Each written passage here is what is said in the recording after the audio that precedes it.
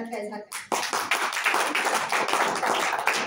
अभी जनाब सरपंच साहब होती भी गाँव और कॉलेज के लेक्चरर्स और अजीज एनएसएस वॉलंटियर्स, देखिए आप लोग गवर्नमेंट डिग्री कॉलेज जहीराबाद से बतौर मेजबान या मेहमान होती भी को आए हैं और आपको अंदाजा होना चाहिए कि कॉलेज में 800 स्टूडेंट्स हैं। कितने हैं? उसमें से आप सिलेक्टेड 40 या 50 वॉलंटियर्स यहाँ पर पहुंचे, तो आपको अंदाजा होना चाहिए कि आप कीमती है कॉलेज के लिए, आप कीमती है इस एनएसएस कैंप के लिए। अब अगले 5 दिन तक आप एनएसएस वॉलंटियर है government degree college Zaheerabad NSS camp 2 के। मुबारकबाद आपके कैंप ऑफिसर आयशा मैडम को कि उन्होंने हौसले और हिम्मत का इजहार किया और उन्होंने कहा कि हाँ हम कैंप के लिए जाएंगे और टाइमिंग्स के बारे में भी अंदाजा है कि बीच में रमजान के भी 2 दिन आएंगे। तो बहरहाल एनएसएस कैंप शुरू होगा, यहाँ से आपका वक्त बहुत कीमती है। कल शाम में आए थे आप लोग और आज शाम तक 24 घंटे आपके हो जाएंगे। तो एनएसएस की जैसी बात चली है कि नॉट मी बट यू, तो यहाँ पर जो है नेशनल सर्विस स्कीम, कौमी खिदमत की जो स्कीम के तहत आप लोग यहाँ आए हैं। तो सबसे पहली चीज सीखना है आपको सेल्फ डिसिप्लिन। क्या सीखना है? हाँ, और उसके बाद लीडरशिप क्वालिटी। जैसे ही कोई प्रॉब्लम दिखा उसका सॉल्यूशन देख के फौरी आगे बढ़ना चाहिए। मैं आने के बाद बहुत सारी बातें बोलना पड़ा कि दस्तरखान बिछाइए, खाना निकालिए, पानी कहाँ है, लेकिन आप लोग काम भी कर रहे थे। कुछ लोग वहां बर्तन धो लिए, बच्चे फौरी दस्तरखान निकाले। तो इस कैंप में आपको अपनी खिदमत भी सही तरीके से करना सीखना है। ये 40 लोग हैं, गर्ल्स हैं, आपको सेहत के एतबार से अपनी हिफाजत करना है, नींद का ख्याल रखना है, टाइम टेबल की पाबंदी करना। तो मैं आयशा मैडम से ख्वाहिश करता हूँ कि एनएसएस कैंप जो चलाते हैं या तो रात में सोने से पहले अगले दिन का शेड्यूल बना लेना चाहिए कि सुबह में कौन नाश्ता बनाएगा, क्या करेगा, सुबह उठने का टाइम क्या है, बाथरूम जाना है तो कैसे है, पानी का इंतजाम क्या है, अगर करंट नहीं है, पानी नहीं है, सरपंच साहब को कैसे वो करना है। उसके बाद नाश्ता, नाश्ते के बाद अगर धूप है, बाहर गांव में नहीं जा सकते, तो यहाँ पर आपका एक्टिविटी बिल्कुल सही होना चाहिए। कोई इधर कोई इधर कोई इधर फोन में बस पैसा नहीं। कोई भी बाहर का आदमी आए तो डिसिप्लिन का मुजाहरा होना। गवर्नमेंट डिग्री कॉलेज जहीराबाद के बच्चे जो एनएसएस कैंप 2 में आए हैं, 10 खास तौर से बहुत ही डिसिप्लिन है। फिर आपका लंच हो गया, कुछ सीखना सिखाना है, कुछ सब्जेक्ट से मुताबिक बात है, एनएसएस क्या है। शाम में 5 बजे से लेकर रात के 8 बजे तक आपका गाँव के लिए वक्त होना चाहिए। तो आप प्लान कीजिए कि जैसे सर्वे कहा गया कि रोजाना शाम में 6 बजे से या 5:30 से 7 बजे तक भी आप गाँव वालों को यहाँ लगा बुला के मुख्तलिफ प्रोग्राम कीजिए अवेयरनेस के। जैसे आप कुछ पढ़ना चाह रहे थे गवर्नमेंट स्कीम्स के बारे में, बैंकिंग सर्विस क्या होती है, गूगल पे क्या है, एटीएम क्या है, जो खिदमत आप चल रही है उसके लिए कितना अवेयरनेस है। फिर गाँव वालों के लिए गवर्नमेंट की स्कीम होती है, डोगरा है और कुछ भी है। इसके अलावा तालीम के एतबार से अगर कोई गांव वाले नहीं पढ़ रहे हैं, खेती बाड़ी में लग गए हैं, तो तालीम बालिगात के उन्वान से आप उनको यहाँ बुलाकर कम से कम अक्षरान ये सिखा रहे, बात करना सिखा रहे, कुछ अहम बातें सिखा रहे। तो आप ये शेड्यूलिंग करना है। तो आपका यहाँ क़याम कीमती है, आपको डिसिप्लिन से रहना है और अपना डिसिप्लिन गाँव वालों को भी जाहिर करना है। तो एनएसएस कैंप जो रियासती सतह पर जो उस्मानिया यूनिवर्सिटी मरकज है, वहां से तमाम डिग्री कॉलेजेस में एनएसएस की यूनिट होते हैं। जो एनएसएस में 3 साल अपना वक्त लगाता है तो उनको एनएसएस का सर्टिफिकेट दिया जाता है और ये एनएसएस का सर्टिफिकेट आपको अगले एडमिशंस के लिए, जॉब्स के लिए भी काम आता है। एनएसएस करने आए बाद आप लोग कॉलेज में बाकी के जितने बच्चे हैं उनके लिए लीडर होना चाहिए। जैसे हमारे लेक्चरर्स बोलेंगे आपको एक अच्छा मौका मिला शहर से निकल के गांव में आने, यहाँ अच्छी आबोहवा है, यहाँ कुदरती तौर पर ग़िज़ा आपकी तरकारी वगैरह जो भी है बिल्कुल अच्छी रहेगी, पानी साफ सुथरा है। तो आप लोगों को एक काम भी दे रहा हूँ, मैडम भी बोलेंगे शायद कि आप लोग एक्टिविटी लिखिए रोजाना की बुनियाद पे, 5 दिन की एक्टिविटी जो अच्छा लिखेंगे हम उनको कॉलेज की तरफ से इनाम देंगे। डेली रहे जो कुछ हुआ है आप उसको एक्टिविटी लिखिए आपके अंदर कुछ क्रिएटिविटी है, छोटा सा वीडियो बना सकते हैं। गांव में नेचर क्या होता है, परिंदों का है, छोटा वीडियो बना के डाल सकते हैं। पानी तालाब में है, सफाई की है, तो यहाँ पर मशीन भगीरथा का टैंक भी है, वो टैंक की हिस्ट्री क्या है पढ़िए। पानी कैसे सरबराह हो रहा गांव में करंट कैसे है, गैस का क्या मसला है, गांव वालों को पहले कितनी मुश्किलात थी, अब क्या सहूलतें हैं, हुकूमत की स्कीमात क्या क्या आई है गांव में। तो ये जो है आप एक प्लान तरीके से मैडम जो है आपको ये 5 दिन आपको यहाँ रहना है, और ये 5 दिन आपकी जिंदगी के यादगार बनाना। कैसे बनाना है? यादगार। हाँ, घर याद आ रहा, आपने याद आ रहे नहीं, बिल्कुल आप जहीराबाद में है, पैदल भी जा सकते। कैसे जा सकते? हाँ, गांव के बाहर है, घर से दूर है, फोन है आपके हाथ में, अपने वालिदैन को फोन कर सकते हैं।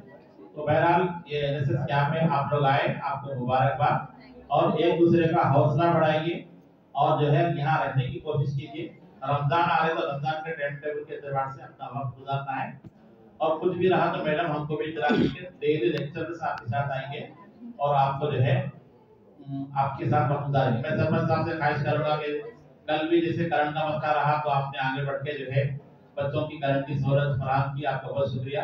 स्कूल के हेडमास्टर से भी करके बच्चों को जो कुछ सलाहियत उसके लिए भी जो है आपके दावत की जरूरत है। और आपके फैमिली में कुछ लेडीज वगैरह भी है, तो ये बच्चे अपने ही बच्चे हैं समझ के आपके घर के लेडीज को भी यहाँ भेज कर, ताकि उनकी हौसला अफजाई हो जाए। तो जो है सीखने सिखाने का माहौल, और गाँव में हमारे बच्चे क्या बोल सकते हैं, अगर कोई रिक्वायरमेंट है तो आप बोलिए। तो ये 4-5 दिन बच्चे आपके मेहमान हैं और जहीराबाद डिग्री कॉलेज से आए हैं। हम उम्मीद करते हैं कि ये कैंप कामयाब रहेगा, और इस कैंप की हम रिपोर्ट इंशाल्लाह अखबार में भी देंगे। आयशा मैडम को आप सभी को मुबारकबाद, शुक्रिया।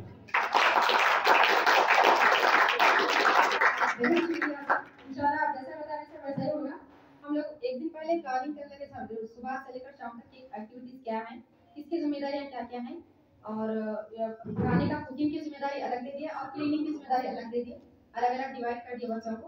आज जो बच्चे पकाए कल जो है ना वॉशिंग कर लेते वो लोग, कुकिंग नहीं हो पाए, और आज जो बर्तन वगैरह साफ सफाई कर लिए वो लोग कल पका लेते। तो इस तरह से तमाम एक्टिविटीज वगैरह सब सेट हो रहे सर, रोज का रोज इंशाल्लाह ऐसे हो रहा है। और इन लोग को योगा की यहाँ पर मतलब थोड़ा सा एक्सरसाइज भी कराते हैं सुबह में फजर की नमाज के बाद। इसके साथ ही हम लोग गाँव में निकल जाते हैं, जाकर गांव में जो है ना खवातीन में शोर बेदारी अवेयरनेस लाना है कि तालीम की अहमियत क्या है, लड़कियों की तालीम की बहुत ज़्यादा अहमियत है आजकल के दौर में, ये बोलना है। कम उम्र में बच्चियों की शादी नहीं करना है, बच्चों को पढ़ने का मौका देना है, वो भी बोलना है। और गवर्नमेंट के क्या क्या स्कीम आती है, जैसे आसरा पेंशन स्कीम है, शादी मुबारक स्कीम है, और दीगर बहुत सारी स्कीम है। बच्चे जो है ना उसका डाटा बना के तैयार रखेंगे, वो लोग जाके बोलने वाले हैं सब। और एक चीज़ क्या है, जैसा कि सभी लेक्चरर्स ने बताया था, राजेंद्र सर आप सभी ने, कि एक सर्वे प्रोफार्मा दिए हैं एनएसएस वाले, हैदराबाद से ही आया है सर। वो सर्वे प्रोफार्मा में ये तमाम चीजें हैं कि गांव में कितने लोग पढ़े लिखे हैं, कितने अनएजुकेटेड हैं, कितने लोग जिनको एम्प्लॉयमेंट यानी रोजगार से हैं, और कितने लोग रोजगार बेरोजगार हैं, और कितने लोग ऐसे हैं जिनको सहूलियात है नहीं है। ये सब चीजें वहाँ से ही आया है प्रोफार्मा। वो तकरीबन बहुत सारे उसके वो हैं कॉलम्स हैं, वो पूरे फिलअप करके ही हमको प्रोफार्मा भेजना है। कब तक, जब तक क्या खत्म नहीं होता तब तक करके कंप्लीट करके भेजना है, ताकि पढ़े लिखे लोग कितने हैं क्या है मालूम करना है। 19-18 साल की उम्र से लेकर 31 साल की उम्र तक के लोगों का डाटा भेजना है सर। मैं उम्मीद करती हूँ सरपंच साहब भी हमारी रहनुमाई करेंगे, और अपने सरपंच साहब के वालिदा साहिबा भी बहुत ज़्यादा हेल्पिंग नेचर के हैं। हमदर्द और मिलनसार खातून में मिली थी सर उनसे, इंशाल्लाह कैंप में उनको भी बुलाएंगे, घर वालों को भी बुलाएंगे इंशाल्लाह। और लड़कियां जो है ना विजिट करके गांव में हर घर से जो है ना तमाम शौर बेदारी बातें मराही जो भी है तय करेंगे। मैं उसके बाद अपनी बात को साथ में मिलाते हुए अपने सरपंच साहब को दावत देती हूँ, तो वो अपनी ख्यालात से मैं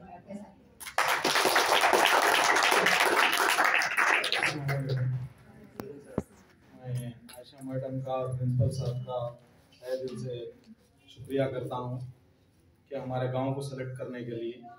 और जो ये बच्चियां आए हुए हैं हमारे गांव को एनएसएफ कैंप के सेकंड कैंप है ना मैडम, फर्स्ट कैंप आए थे आप 2019 में आए थे। तो जब भी आप लोगों का किरदार बहुत अच्छा था, वो बच्चियों का भी, आप लोगों का भी इंशाल्लाह वही रहेगा। मैं आप लोगों से बहुत तवक्कुल रख रहा हूँ, और एक चीज, आप लोग ना शाम में 4 बजे तक ही करिए मैडम, कुछ भी करना है गाँव। अच्छा क्यों बोल तो शाम में अदर कास्ट वाले सब ड्रिंक करके वो मसला मेरे को अच्छा नहीं लगता। सुबह आप लोग 8 बजे से शाम में 5 बजे तक भी अपन करें तो अच्छा रहता है वैसा। और कोई चीज की आपको तकलीफ है, स्कूल में कोई प्रॉब्लम है, तो मैडम आप फोन कीजिए, इंशाल्लाह। प्रिंसिपल साहब भी बोले आपके प्रिंसिपल सरपंच साहब के कोई मिसेस हुए रहे तो भी आ सकते हैं मुझे। मेरी बेगम भी टीचर थे, इंशाल्लाह मैं कल लेके आता हूँ आप लोगों से मिला। मेरे को इनवाइट करके बात करने के लिए मौका देने के लिए सबके लिए शुक्रिया।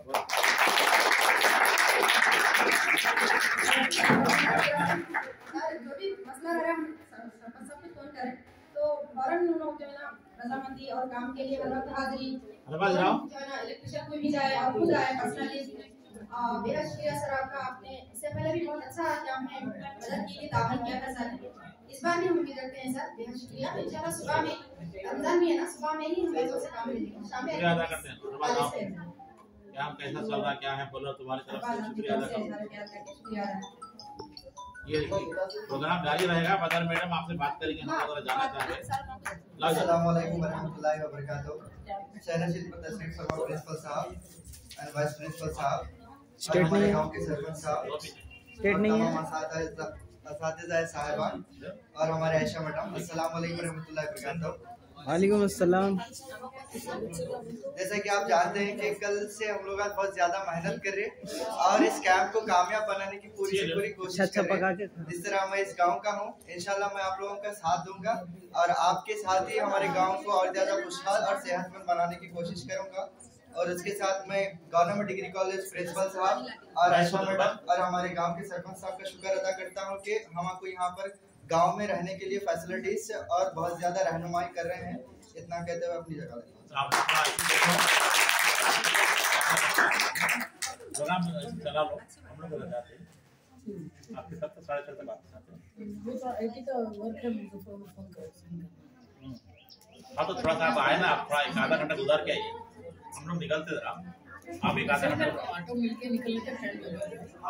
मेरे साथ दूसरे बुलाएं सर हमारे कॉलेज के प्रिंसिपल मोहम्मद असलम फारूक साहब, वाइस प्रिंसिपल डॉक्टर अमन साहब और हिंदी के assistant professor doctor Rajendra Kumar साहब और हमारे कॉलेज के लाइब्रेरियन जनाब विजय साहब और बड़ा सुंदर मैडम, तमाम का दिल से शुक्रिया अदा करती हूँ कि आपने अपना कीमती वक्त हम सबको दिया था, हमारे कैंप के लिए दिया है। मैं उम्मीद करती हूँ कि आप फिर नेक्स्ट टाइम भी इंशाल्लाह ऐसे प्रोग्राम में जरूर आएंगे। जब तक हमारा कैंप रहेगा, इतवार तक ये कैंप रहेगा सर। आप सबसे मैं दावत करती हूँ कि आप फिर आएंगे। बेहद शुक्रिया सर, हमारे लिए दुआ में तैयार रखिए।